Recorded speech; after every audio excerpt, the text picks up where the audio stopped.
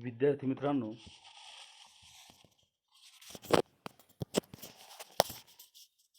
आज आपण PE6 अर्थात SY-B.Edच्या assessment and evaluation in school education, शालेय शिक्षणात मूल्यनिर्धारण आणि मूल्यमापन या पाठ्यविषयातील युनिट नंबर 1 विषयी आज आपण माहिती मिळवूया. युनिट नंबर 1 आहे concept and purpose of evaluation, मूल्यमापनाची संकल्पना व हेतू. ह्यात 1.1 basic concepts, measurement, assessment and evaluation, मूलभूत संकल्पना, मापन, मूल्यनिर्धारण आणि मूल्यमापन. 1.2 मध्ये relationship among measurement, assessment and evaluation, मापन, मूल्यनिर्धारण आणि मूल्यमापन यांच्यातील आंतरसंबंध या 1.2 मध्ये बघितलं जाईल. 1.3 मध्ये टीचिंग लर्निंग प्रोसेस, शाळेतील अध्ययन अध्यापन प्रक्रिया आणि मूल्यमापन. 1.4 मध्ये अदर टर्म्स, त्याच्यात ॲप्रायझल, टेस्ट अँड एक्झामिनेशन्स. इतर संकल्पनांमध्ये मूल्यांकन, चाचणी आणि परीक्षा. या युनिट नंबर 1 मध्ये एकूण 4 सब युनिट आहेत. तर पहिल्या 1.1 मधलं आज आपण मूलभूत संकल्पनांमधून मापन ह्या सुरुवातीच्या संकल्पनेविषयी अधिक माहिती मिळवणार आहोत. मापन या शब्दाची व्युत्पत्ती मा या संस्कृत धातूपासून झालेली आहे. मापन या शब्दाचा अर्थ मोजणे किंवा मोजमाप करणे असा होतो. मापनाची व्याख्या पुढीलप्रमाणे: एखाद्या भौतिक राशीचे परिमाण संख्येत व्यक्त करणे याला मापन असे म्हणतात. उदाहरणार्थ, लांबी, वस्तुमान, काल, वजन, उंची, संपादनूक इत्यादी या भौतिक राशी आहेत. आणि ह्या भौतिक राशी जर आपल्याला व्यक्त करायच्या असतील तर त्यासाठी आपल्याला संख्येची आवश्यकता असते. उदाहरणार्थ, आपल्याला एखाद्या टेबलची लांबी मोजावयाची आहे आणि ती मोजण्यासाठी मीटर या मापन साधनाचा वापर केला व लांबी 1 मीटर एवढी भरली. या उदाहरणात लांबी ही भौतिक राशी आहे आणि ही भौतिक राशी मीटर या परिमाणात व्यक्त करण्यासाठी 1 या संख्येचा वापर केला. यालाच मापन किंवा मोजमाप असं म्हणतात. थोडक्यात टेबलची लांबी 1 मीटर आहे. मग यावरनं आपल्याला व्याख्या पुन्हा कशी सांगता येईल की एखाद्या भौतिक राशीचे परिमाण संख्येत व्यक्त करणे याला मापन असे म्हणतात. मग टेबलाची लांबी असेल किंवा एखाद्या घराची लांबी असेल किंवा दरवाजाची रुंदी असेल किंवा दरवाजाची उंची असेल, जागेची लांबी असेल, जर आपल्याला लांबी मोजायची असेल तर त्यासाठी आपल्याला संख्येची आवश्यकता भासते.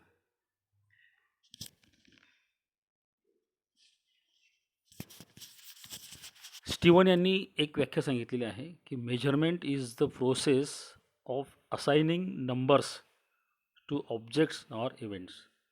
म्हणजे ठराविक नियमांचा वापर करून एखाद्या वस्तूचे किंवा बाबीचे संख्यात्मक वर्णन मिळवण्याच्या प्रक्रियेला मापन असे म्हणतात.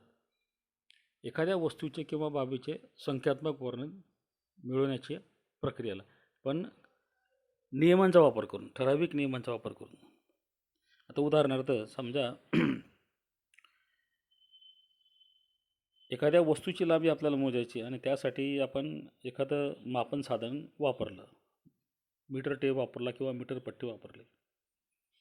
आता मीटर पट्टी किंवा मीटर टेप वापरत असताना आपल्याला एका गोष्टीची काळजी घ्यावी लागेल की त्या मीटर टेपची जी सुरुवात आहे शून्यापासूनची, तिथं आपल्याला जागेच्या एका टोकावरती आपल्याला ते लावावं लागेल आणि त्याच्यानंतर जागेची जी लांबी मोजायची आहे त्याची जी दुसरं जे टोक आहे त्या टोकावरती त्या मीटर टेपचा कोणता अंक जातो आहे, म्हणजे हा जो नियम आहे हा नियम आपल्याला वापरावा लागेल. दुसरा नियम आपल्याला वापरावा लागेल की आपल्याला लांबी ही मीटरमध्ये पाहिजे का सेंटीमीटरमध्ये पाहिजे. समजा मीटरमध्ये पाहिजे असेल तर मग आपल्याला मीटरमध्ये माप घ्यावं लागेल, सेंटीमीटरमध्ये पाहिजे असेल तर सेंटीमीटरमध्ये माप घ्यावं लागेल, किंवा फूटमध्ये माप पाहिजे असेल तर आपल्याला फूटमध्ये माप मोजावं लागेल. म्हणजे ठराविक नियमांचा वापर करून आपण एखाद्या वस्तूचे किंवा बाबीचे संख्यात्मक वर्णन मिळवू शकतो किंवा संख्यात्मक माहिती आपल्याला मिळविता येऊ शकते. यालाच मापन असं म्हणतात.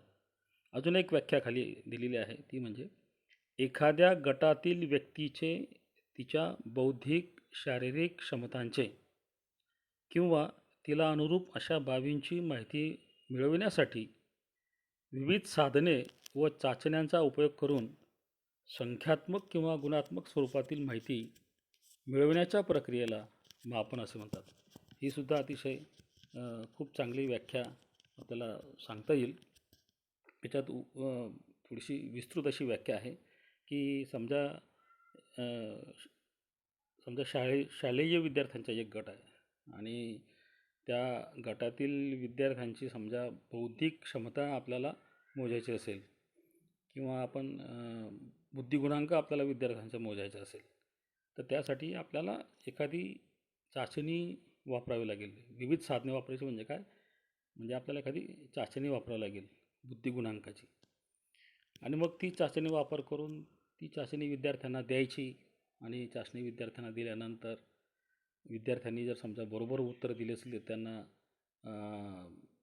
जेवढे मार्क द्यायचे असतील त्या चाचणीच्या याच्यामध्ये जी चाचणी तयार केलेली असते तर ती चाचणी नेमकी कशी वापरायची, तिचं गुणदान कसं करायचं, याला एक मॅन्युअल त्या ठिकाणी दिलेलं असतं आणि त्या मॅन्युअलप्रमाणे आपल्याला त्या चाचणीचं गुणदान करावं लागतं. आणि मग विद्यार्थ्यांना जेवढे मार्क्स मिळतील तेवढा त्या विद्यार्थ्याचा बुद्धिगुणांक असेल. तर जेव्हा आपण एखाद्या वर्गाच्या गटाचं बुद्धिगुणांक जेव्हा आपण तपासून पाहतो तर त्यावेळेला आपल्याला असं आढळून येतं की काही विद्यार्थ्यांचा बुद्धिगुणांक हा जास्त असतो, काही विद्यार्थ्यांचा बुद्धिगुणांक हा खूप कमी असतो. सर्वसामान्यपणे वर्गातील जास्तीत जास्त विद्यार्थ्यांचा बुद्धिगुणांक हा साधारणपणे 100च्या आसपास असतो. तर अशा पद्धतीने आपण विद्यार्थ्यांची बौद्धिक जी माहिती आहे हे बुद्धिगुणांक जो आहे तो आपण तपासून पाहू शकतो किंवा विद्यार्थ्यांच्या शारीरिक क्षमतांचं सुद्धा आपल्याला मापन करता येतं किंवा इतर ज्या क्षमता असतील विद्यार्थ्यांच्या त्यासुद्धा आपल्याला तपासून पाहता येतात. तर क्षमता तपासून पाहण्यासाठी आपल्याला एक संख्यात्मक माहिती मिळवावी लागते, त्याला मापन असं म्हणतात. आणि ही जी संख्यात्मक माहिती आपल्याला मिळवायची असते त्यासाठी आपल्याला काहीतरी साधन वापरावं लागतं. आता मगाशी म्हटल्याप्रमाणे बुद्धिगुणांक विद्यार्थ्यांच्या तपासून पाहण्यासाठी आपल्याला बुद्धिगुणांकाच्या संदर्भातली एक चाचणी विद्यार्थ्यांना द्यावी लागेल. ते एक साधन आहे. ते साधन का वापरायचं, तर त्या साधनामुळे त्या विद्यार्थ्यांचा बुद्धिगुणांक किती आहे हे आपल्याला तपासून पाहता येतं. त्याचं आपल्याला संख्यात्मक वर्णन त्या विद्यार्थ्यांचं मिळवता येतं. आता ही जी उदाहरणं आपण बघितली किंवा त्या व्याख्या बघितल्या तर मापनामध्ये आपल्याला 2 गोष्टींचा समावेश करता येईल. एक म्हणजे ज्या गोष्टीचे किंवा बाबींचे मापन करावयाचे आहे ती बाब असणं अत्यंत आवश्यक आहे.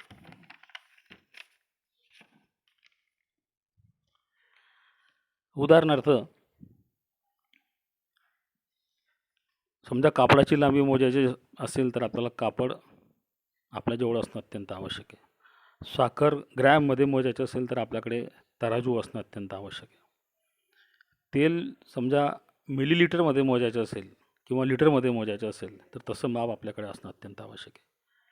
शेंगदाणे आपल्याला किलोमध्ये मोजायचे असतील किंवा ग्रॅममध्ये मोजायचे असतील तर तसं माप आपल्याकडे असणं अत्यंत आवश्यक आहे. जागेची लांबी रुंदी मोजायची असेल तर आपल्याला ती प्रत्यक्ष जागा तिथं असणं अत्यंत आवश्यक आहे. आणि संपादनूक जर समजा आपल्याला विद्यार्थ्यांची मोजायची असेल तर आपल्याला तिथं विद्यार्थी तिथं असणं अत्यंत आवश्यक आहे. आणि दुसरी गोष्ट, हे झालं ज्या गोष्टींचं किंवा बाबींचं मापन करावयाचं आहे ती बाब म्हणजे या सगळ्या गोष्टी. आणि नंबर 2, ज्याच्या सहाय्याने मापन करावयाचे आहे ते मापन साधन किंवा ज्या भौतिक राशीचे मापन करावयाचे आहे त्याचे परिमाण किंवा माप. उदाहरणार्थ, आता एखाद्या वस्तूची लांबी ही भौतिक राशी आपल्याला मोजावयाची आहे आणि ही भौतिक राशी मोजण्यासाठी आपल्याला मीटर टेप किंवा मीटर पट्टी यापैकी कोणतंही एक साधन आपल्याला त्याचा उपयोग करता येऊ शकतो आणि त्याचा वापर केल्यानंतर आपण त्याची लांबी मोजू शकतो.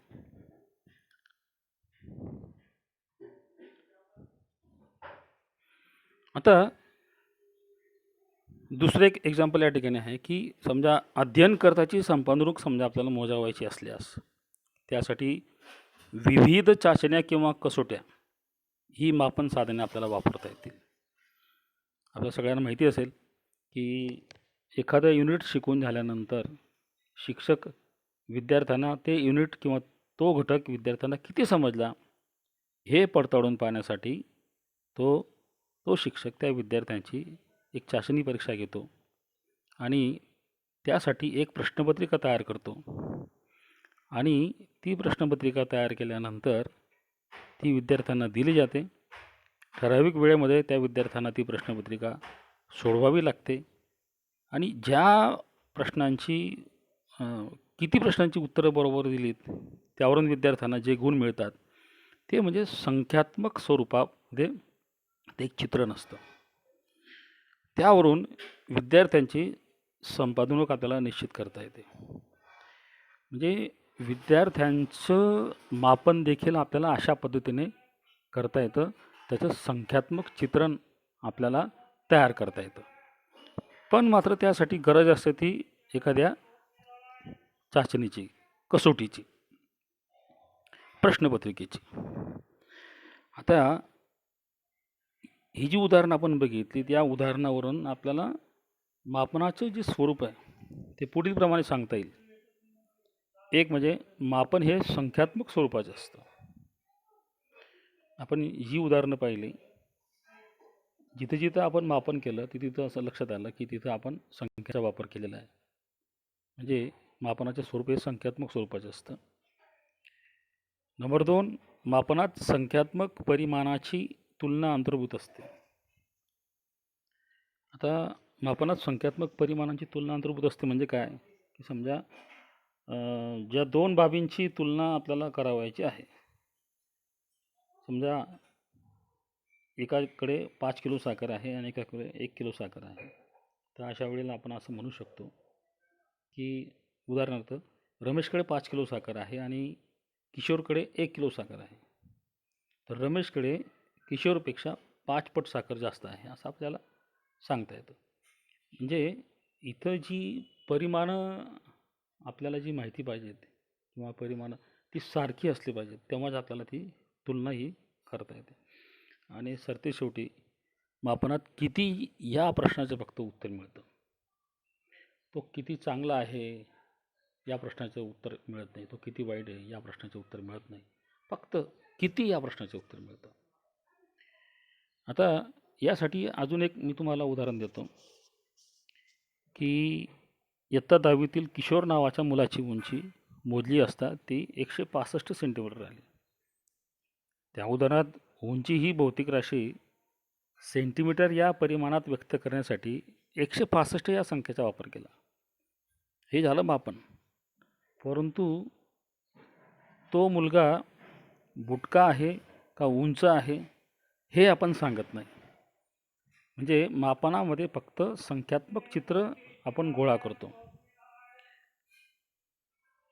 दुसरं एक उदाहरण आपल्याला घेता येईल की 20 गुणांच्या घटक चाचणी परीक्षेमध्ये मंगेश या विद्यार्थ्याला मराठी विषयात 15 गुण मिळाले.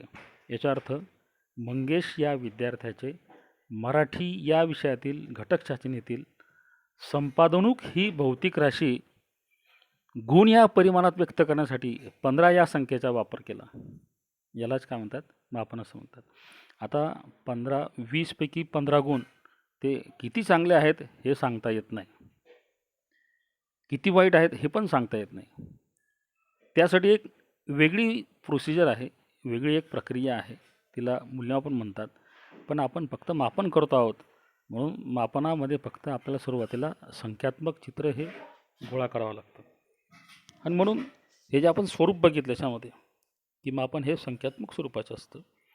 मापनात संख्यात्मक परिमाणांची तुलना अंतर्भूत असते आणि मापनात फक्त किती या प्रश्नाचं उत्तर मिळत असतं.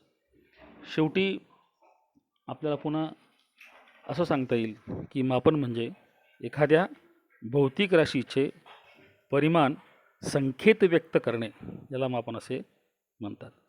किंवा दुसरी एक व्याख्या आपल्याला सांगता येईल की एखाद्या गटातील व्यक्तीचे तिच्या बौद्धिक शारीरिक क्षमतांचे किंवा तिला अनुरूप अशा बाबींची माहिती मिळवण्यासाठी विविध साधने व चाचण्यांचा उपयोग करून संख्यात्मक किंवा गुणात्मक स्वरूपातील माहिती मिळवण्याच्या क्रियेला मापन असे म्हणतात.